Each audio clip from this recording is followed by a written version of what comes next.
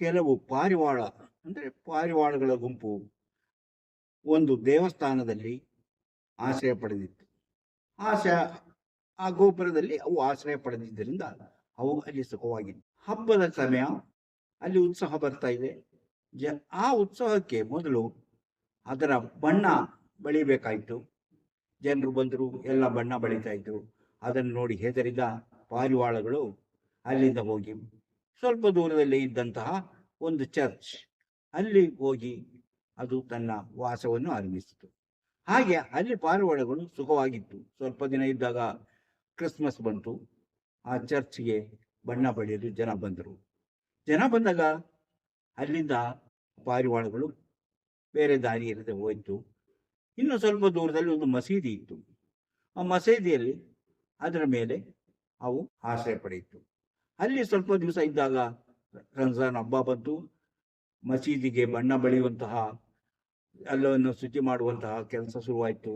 ಪಾರಿವಾಳಗಳು ಅಲ್ಲಿಂದ ಹೊರಟಿತ್ತು.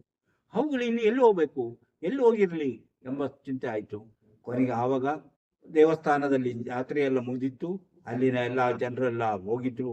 ಅವು ಮತ್ತೆ ಬಂದು ದೇವಸ್ಥಾನದಲ್ಲಿ ಆಶ್ರಯ ಪಡೆಯಿತು.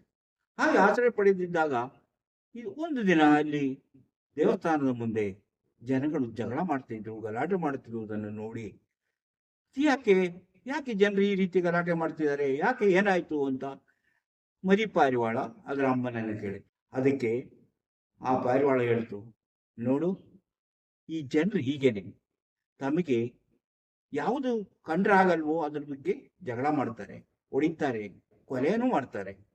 ಆ ಜನಗಳ ಹಾಗೆ ಇದ್ದಕ್ಕಿದ್ದಾಗೆ ಅವರಿಗೆ ಮನಸ್ಸು ಬದಲಾಗಿ ಹೋಗುತ್ತೆ.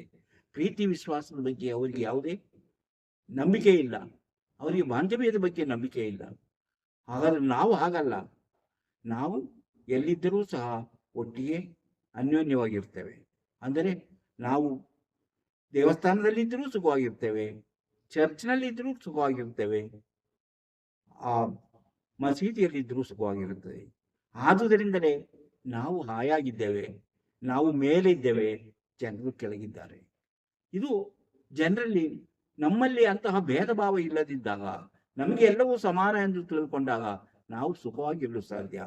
ನಮ್ಮಲ್ಲಿ ಭೇದ ಭಾವ ಯಾವ ಬಂತು, ಯಾವಾಗ ನಾವು ಮೇಲು ನಾವು ಕೀಳು, ಅವರು ನಮಗೆ ತೊಂದರೆ ಅಂತ ಹೇಳ್ತು, ಆಗಲೇ ನಮ್ಮ ನೆಮ್ಮದಿ ಹಾಳಾಗುತ್ತೆ.